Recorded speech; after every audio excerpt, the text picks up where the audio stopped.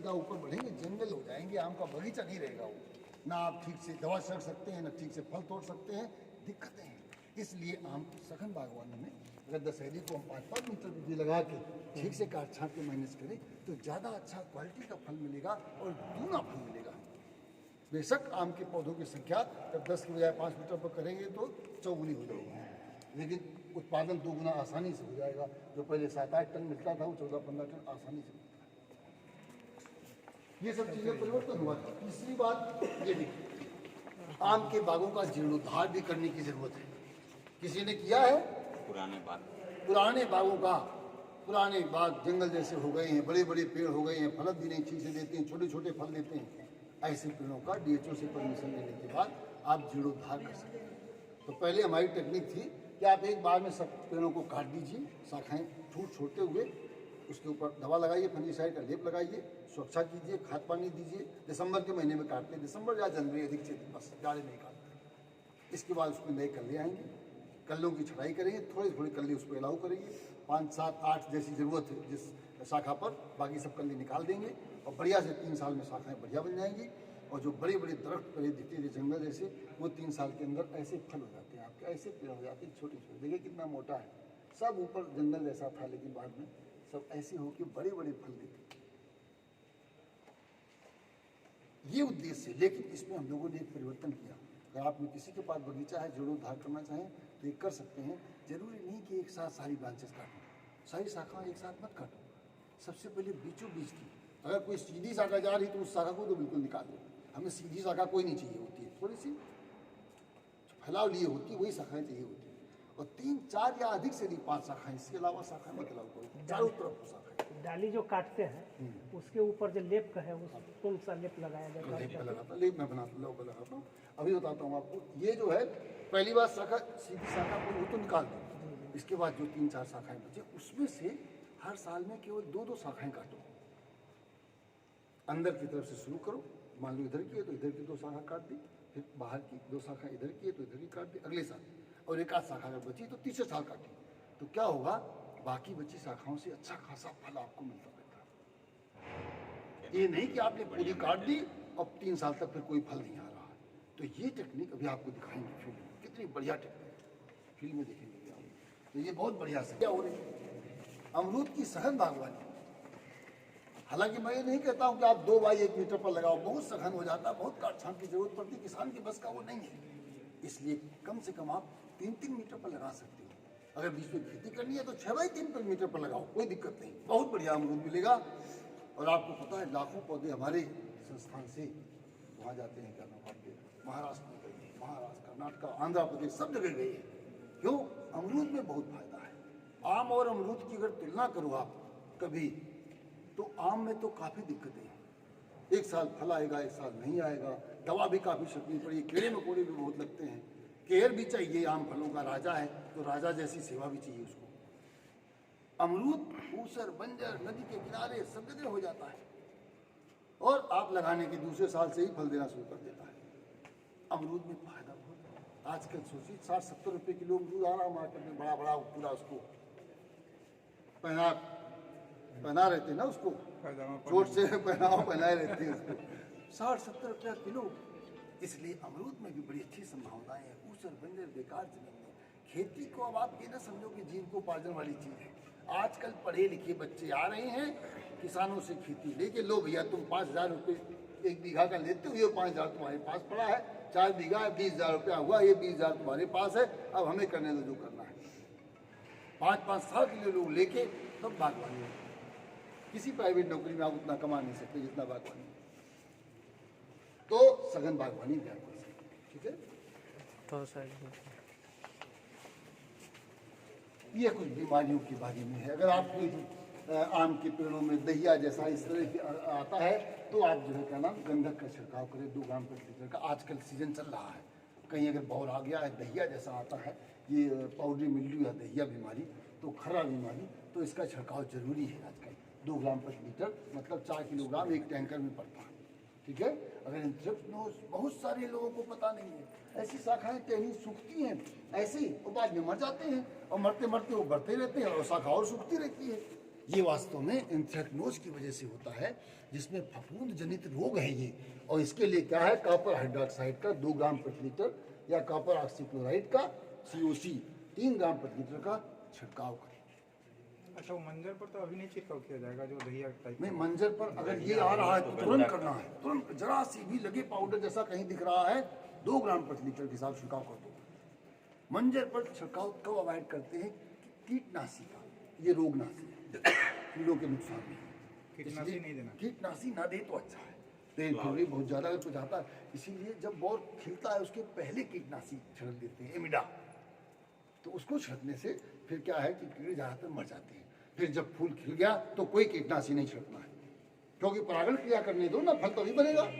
कीड़ों का हमारे लिए बहुत बड़ा योगदान है, सब कीड़े बेकार नहीं होते, इसलिए वो फल बनाने। वो बीमारी और इस पर हमको जानकारी है। क्या ये जो है मकड़ी की पाउडर मिल ली, और ये जो है मकड़ी का जाला लीफ पेपर कीड़े की वजह से होता है। अब ये देखिए, ये एक रोग लगती है, मतलब कीड़ा लगता है, ये कीड़ा बहुत भयंकर है, भुनगा कीट। एक भुनगा कीट और एक जो है जब आप कभी आम के पेड़ के पास जाइए तो अचानक उड़ता है उससे, और एक मिलीबग। रात में पत्ते चढ़ जाता है। हाँ, पत्ते क्या, ये बहुत कुछ चढ़ जाता है। देखिए जो नए नए पत्तियां आती हैं, सब पत्ते, हाँ, ये बहुत जबरदस्त बढ़ जाता है ये। और सबसे बड़ी बात ये है, ये तो उनका रस चूसता है, और रस चूसने के बाद वहीं पर ये एक तरह के मीठा मीठा सिक्रेट करता है, द्रव छोड़ता है, जिससे सब चिकनापन टपकता जैसा है। जब टपकता है ये मीठा होता है, ये स्राव जो है मीठा स्राव छोड़ता है। इसके बाद इसी पर काली फफूंदी आ जाती है, तो पूरा का पूरा सत्यानाश कर देता है। इसका इलाज क्या है, मधुआ जी सो का। हाँ, मधु स्राव छोड़ता है वो।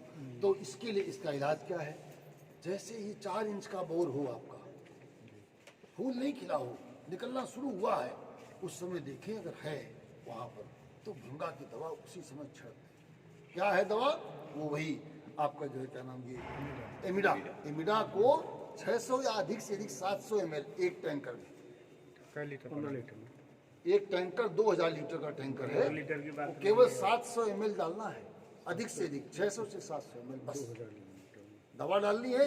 हाँ, एक स्टिकर जरूर डालनी है, स्टिकर आता है साबुन जैसा, धानुविट भी आता है, दूसरे भी आते हैं। तो अगर 250-300 ml का भी होगा कोई छोटा पैकेट, तो उससे स्टिक दवा चिपकती है। ये बहुत जरूरी है जानना। अच्छा, दूसरी चीज क्या है, एक ये कीड़ा भी बहुत भयंकर लगता है, जहाँ लगता है बड़ा मुश्किल है। अगर ये पेड़ पर चढ़ जाता है तो बाद में इसको जो है कंट्रोल करना बहुत मुश्किल है। इसलिए प्रयास ये करते हैं कि ये पेड़ पर चढ़ ना पाए, उड़ के नहीं जा सकता है, ये नीचे से रेंग के ही चढ़ेगा। इसलिए क्या करते हैं, दिसंबर के महीने में जब थोड़ा सा जुताई करते हैं या गुड़ाई करते हैं पेड़ों की, उसके बाद मान लो जुताई ना भी करें तो कोई ज़रूरत नहीं ज़्यादा। वास्तव में आम के बगीचों में ज़्यादा जुताई नहीं करनी चाहिए, और गहरी जुताई तो बिल्कुल ही नहीं करनी चाहिए। और दिसंबर के महीने में गुड़ाई करके इसमें क्लोरपाइरिफास डस्ट, जो दीमक वाली धूल आती है, उसको 250 ग्राम उसमें मिला देते हैं, और यहाँ पर पन्नी वाली थी आती है, इसको चारों तरफ से चिपका देते हैं, अच्छे से बांध देते हैं, अंदर जगह न रहे मिट्टी भर देते हैं, जिससे कि अंदर से भी निकल ना सके। तो चिकनाई की वजह से ये उसके ऊपर छोटा है, ये मिलीबग का है। ये देखिए, अगर मान लीजिए आपने ये काम नहीं किया तो फिर ये ऊपर चढ़ जाता है, और वही सब काम करता है जो भुंगा करता है। जैसे जैसे भुंगा नुकसान पहुंचाता है, सब ये काम ये भी करता है। इसके एडल्ट बच्चे सब मिलकर रस चूसते हैं, फूलों का, फलों का, पत्तियों का, सबका रस चूसते, सत्यानाश कर देते हैं। डंडी सब पर पत्ते पर, और वो तो छिड़काव से मर जाता है, ये छिड़काव से जल्दी मरता भी नहीं है। इसको कंट्रोल करना ऐसे आसान है, छिड़काव से मारना कठिन है, लेकिन फिर भी अगर चढ़ गया हो तो फिर कार्बोसल्फान या डाइमेथोएट या कुनाल फाल छिड़क देते हैं लोग। उसका लेपन अभी बीच में नहीं हो सकता है। हाँ? उसका नीचे लेपन क्लोरोकारिफस का अभी बीच में हो सकता है। अभी बीच में क्या, देखिए जहाँ नहीं है वहाँ जरूरत नहीं इसकी, लेकिन जहाँ आता है वहाँ दिसंबर से ही शुरू कर दें। अब अगर चढ़ गया, ये दिसंबर जनवरी में ही कर देते हैं जाड़े में, क्योंकि उसी के बाद ये चढ़ना शुरू करता है। उसी समय कर दो इलाज तो वहीं मर जाता है, नीचे उड़ के जा नहीं सकता, और ये बांध देते जो इक्का दुक्का जो बचा भी वो चढ़ नहीं पाएगा। ये अगर मान लो फिर भी चढ़ गया तो फिर कार्बोसल्फान या जो भी दवा, कार्बोसल्फान तो आता नहीं है। कार्बोसल्फान नहीं है तो डाइमेथोएट रोगा टैफगोर आ जाएगा। कार्बोफ्यूरान नहीं छोड़ना है, कार्बोसल्फान नहीं आता। इसे मुड़ जाता है। ये सामान्य रूप से कीड़े हैं, इसके लिए भी क्विनाल्फास या आपका जो है क्या नाम डाइमेथोएट या क्विनाल्फास आप जो है क्या नाम ये इसको 2 ml पर लीटर छिड़क दें तो कंट्रोल हो जाती है ज़्यादा। अब देखिए जो आपने बता दूँ तो आप ठीक है, हालांकि इसका इलाज ऐसा कोई 100% नहीं जानता, लेकिन हम लोग प्रयास करते हैं कि इससे बचाव हो जाए। आजकल ट्राइकोडर्मा को भी खाद में मिला के डालते हैं, हल्दी की खेती करते हैं, गेंदा की खेती करते हैं उसके बगीचे में। ज़्यादा गुड़ाई या ज़्यादा जुताई पेड़ों में न करें, कहीं जरा से ये सिम्टम आए तो उसको हटा के पूरी सॉइल को ट्रीट करके दूसरा पौधा लगाएंगे। और सामान्य रूप से जो है क्या नाम ये फफूंद जनित बीमारी है जो कि मिट्टी फफूंदी रहती है, ये कहीं कहीं समस्या आती है। लेकिन एक बात बता दूँ, बहुत जगह पेड़ सूखते हैं, उसका कारण वो नहीं होता है जो उकठा समझते हैं, उसका कारण सबसे ज़्यादा निमेटोड है। निमेटोड की वजह से बहुत सारे बगीचे सूख रहे हैं और लोग उकठा समझ के इलाज नहीं कर पा रहे हैं। तो जैसे ही अमरूद में बहुत बड़ी समस्या है, आप अपने घर में भी देखना, अगर कोई पेड़ बढ़ नहीं रहा है बहुत समय से, खुद के देखो तो कई बार उसमें जड़ों पर गांठें होती हैं, वो निमेटोड की वजह से होती है। तो इसके लिए उसके लिए जो पूरा डाल वो डालते हैं और उसको कंट्रोल करना जरूरी है। दूसरी चीज़, जहाँ से पौधा लें वहाँ ये ध्यान रखें कि वहाँ से करना उसमें वहाँ न होगा कि उसमें पहले से ही वहीं से आपके यहाँ ज़मीन में ना आ जाए, इसलिए प्रयास करें पौधे तैयार करें ऐसी जगह से ले जहाँ पर वो न हो। सामान्य रूप से इसका इलाज के लिए हम लोग पैक्लोब्यूटेरॉल नाम की दवा का प्रयोग करते हैं, केमिकल उपलब्ध है, लेकिन बहुत ज़्यादा ये दवा नहीं डालनी चाहिए। इसको हम लोग कहते हैं कि एक पेड़ अगर बड़ा पेड़ है आपका तो 32 ml दवा पर्याप्त है और हर साल डालना भी नहीं है। इस साल फलत लिया है तो आप उसके बाद सितंबर में डालिए, इससे अगले साल भी फलत आए, उसके बाद अगले साल मत डालिए, एक साल डालिए, एक साल मत डालिए। तो इस तरह से इसको आप सितंबर के महीने में पेड़ से करीब 1.5-2 मीटर दूर एक फावड़े से नाली बनाएंगे, नमी होगी पर्याप्त उसमें, और उसमें उस 32 ml दवा को एक बाल्टी में 12-14 लीटर पानी में घोल के चारों तरफ डालेंगे। इसके बाद मिट्टी ढक देंगे, मल्चिंग कर देंगे, घास फूस कर देंगे जिससे नमी बनी रहे वहाँ पर और जड़ों से वो जाए सितंबर में। सितंबर ये हार्मोन होता है, आपका पेड़ स्वस्थ है, आपने खाद पानी खूब अच्छे से दिया है, खूब हरी हरी पत्तियाँ हैं, लेकिन बौर नहीं आता है, ये डालेंगे बौर आएगा। आपका पेड़ मरियल है, कुछ नहीं है उसमें जान, ऊपर से आप ये भी डाल देंगे तो फिर वो पौधों पर आ जाएगी। वही याद है कि अगर मान लो कोई गाय भैंस में दूध है तभी आप ऑक्सीटोसिन लगाएंगे तो दूध उतारेगी, नहीं तो फिर दिक्कत है।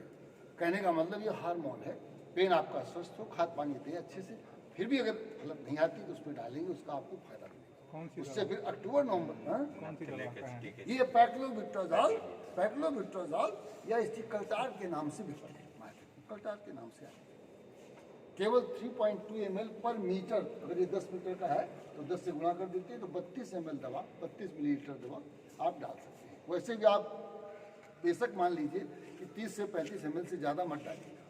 तो मान लो आपका वो है कि चौसा, दशहरी में 32 ml पर्याप्त है, चौसा में आप 40 ml तक कर सकते हैं, लेकिन उससे ज़्यादा नहीं। बड़े पेड़ों में चौसा में या हमारे यहाँ बैन प्रतिबंधित है, इसलिए कार्बाइड का कभी इस्तेमाल नहीं होना चाहिए। कार्बाइड से वो बात नहीं आती क्योंकि कार्बाइड में वास्तव में एसिटिलीन गैस निकलती है, ऊपर से पीला तो हो जाता है लेकिन सही मायने में उसमें चेंजेस नहीं होते, पकता नहीं ठीक से। और वो पकने के लिए जो हमारी है ना वो पुरानी जो कहावत है, खरबूजे को देख के खरबूजा रंग बदलता है, ये सही बदलता है, क्योंकि जब खरबूजा पक रहा होता है तो आप खुशबू आती है बड़ी बढ़िया, जो खुशबू होती है उसमें एथिलीन गैस होती है और वो गैस दूसरे फल में लगती है, उससे वो भी पकने लगता है। तो एथिलीन गैस एकमात्र ऐसा हार्मोन है जो गैस के रूप में होता है।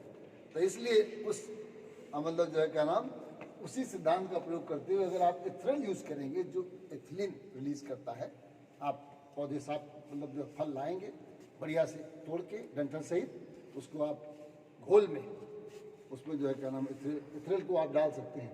मतलब जो है क्या नाम 250 से 750 mm डिपेंड करता है आप कितना पहले तोड़ रहे हैं। अगर थोड़ा पहले तोड़ रहे हैं तो आप 750 मतलब 187.5 मिलीलीटर 100 लीटर में डालें, नहीं तो नाम मात्र का मतलब लगभग आप 2 ml पर लीटर समझ लीजिए, सिंपल, ठीक है। 1.5 से 2 ml आप डालते हैं 10 मिनट के लिए गर्म पानी, गुनगुने पानी में। गुनगुना पानी मतलब एक भगोना खोला हुआ है, एक भगोना नॉर्मल है, मिला दिया, हो गया गुनगुना। ज़्यादा मतलब उंगली तो आप डाल सकेंगे, ज़्यादा देर न रोक सके। 50-52 डिग्री सेल्सियस का टेम्परेचर, उसी में दवा 10 मिनट के लिए उसमें आपने फल रख दिए, निकाल लिए, सूख गए, कागज में लपेट के डिब्बे में रख दिए बढ़िया से, बहुत बढ़िया रंग आएगा और पकेगा। ये होता है इथेनॉल का प्रभाव। इसलिए गांव में भी कहीं कोई से आम आ जाए ना, कोई देता है अगर आम ना, तो पहली बात तो वही सिद्धांत जो पुराने ज़माने में महिलाएं करती थी। जब अचार बनाना होता था तो लड़का पेड़ के ऊपर चढ़ाया जाता था और उससे जो है एक एक आम चुन के आता था, तब उससे अचार बनता था। इसी तरह पार लगाने के लिए चोट वाला आम नहीं उसमें जाना चाहिए। अगर चोट लगी ही तो खुद भी खराब होगा, दूसरों को भी खराब करेगा। इसलिए वो आम लेके गर्म पानी में रख के आप रख दोगे, फिर बहुत बढ़िया पकेगा। इसलिए इसको आप अगले सीजन में प्रयोग करना। ये आप बेच आए, ऐसा नहीं है एक एक आम आपका 50-50 रुपए का बिक सकता है, बशर्ते कि आप ठीक से उसको तोड़े, उसको डंठल सहित तोड़े। इसलिए मैंगो हार्वेस्टर हमारे यहाँ से ईजाद किया गया। इसमें देखिए ब्लेड लगा हुआ है, इसको आप इसके अंदर से तोड़ते हैं तो डंठल सहित आता है। बढ़िया से हम तोड़ के रखते हैं तो बढ़िया। ये कई सारे प्रोडक्ट बनाए जाते हैं। आंवला साइडर है, अमरूद साइडर है। कंसनट्रेट बना के रख लीजिए, 1 साल रखा रहेगा अपना। जब जरूरत हो थोड़ा सा डालिए, पानी मिलाइए, पी जाइए। मतलब बना का कंसनट्रेट है, जैसे स्क्वेच टाइप का बना के रख लीजिए। क्या पड़ता है ये? पड़ा आम का गूदा, सफ़ेद नमक, काला नमक, भुना पिसा और पुदीने की पत्ती, साइट्रिक एसिड, सोडियम बेंजोएट को छोड़ के सब मिला के पीस के मिला देते हैं। मैदान स्टील की छन्नी से छान लेते हैं, बाद में इसको सोडियम बेंजोएट मिला देते हैं। इस तरह से जो है क्या नाम, बरसात में अगर आप कभी अमरूद खाइए ना और जरा सा झटके में खा जाइए, ध्यान न दीजिए, तो जैसा गूदा होता है वैसे उसे कीड़े भी होते हैं छोटे छोटे, वो उसी में जब आप ध्यान से देखोगे तो बुलबुलाते दिखेंगे, पता लगा तब तक आप तो खा रहे कई सारे। बरसात में बहुत होता है। तो ये काम, ये आम में भी यही हाल है। जैसे पानी बरसा, पानी बरसने के बाद कहते अब तो आम में कीड़ा आ गया, अंदर गूदे में कीड़ा रहता है।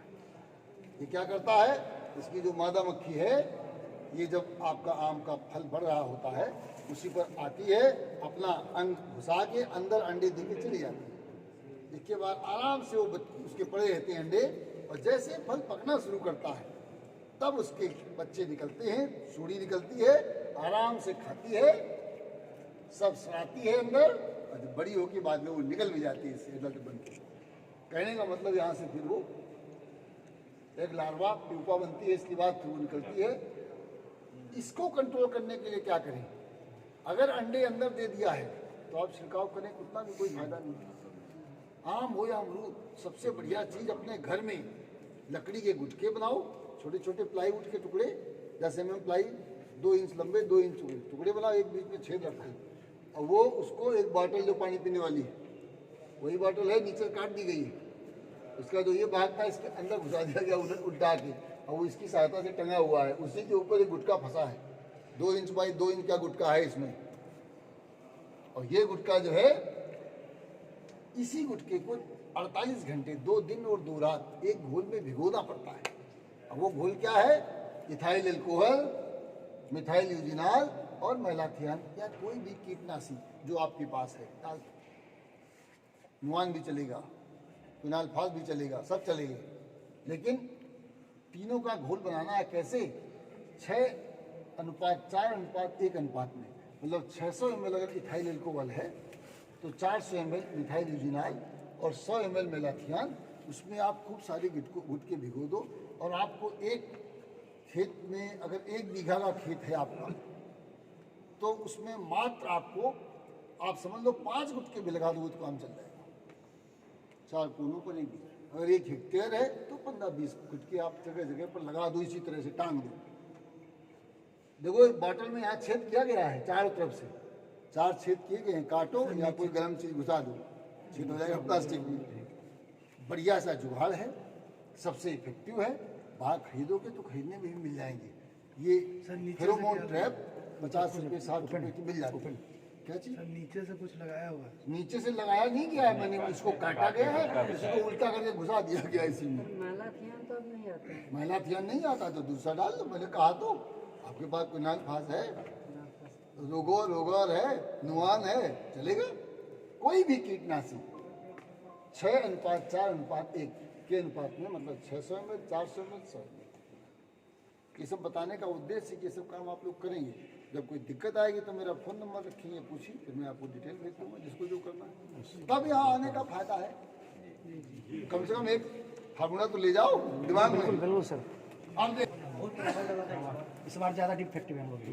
ये कीड़ा जो है, जाला कीट जो है बड़ा भयंकर, ये जो नुकसान करता है। और इसके लिए जो है मैंगो लीफ वीवर, ये भी वही काम करता है। अंदर से वो उसका पत्ते को डैमेज करता है, जाला जैसा बना के पूरा। इसका इलाज क्या है?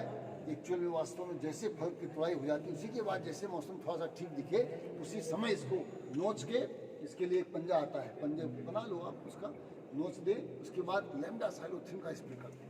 लैम्डा साइलोथ्रिन का करें, नहीं तो किनाल्फास भी चलता है 2 ml पर लीटर। इसका छिड़काव करें, लैम्डा ज़्यादा। हम जानते हैं हमारे यहाँ जितने पुराने बागवान हैं, सब में लगभग 80% बाग में ये दिक्कत यहाँ भी कई बार आती है, लेकिन इसके लिए लैम्डा काम किया है। लैम्डा ही सबसे ज़्यादा इफेक्टिव है। लैम्डा सबसे ज़्यादा इफेक्टिव। किस महीने में क्या करें, ये उसका एक चार्ट बनाया गया है, किस महीने में क्या करना चाहिए। इसकी आप फोटो ले सकते हैं, ये आपको काम आएगा। ठीक है।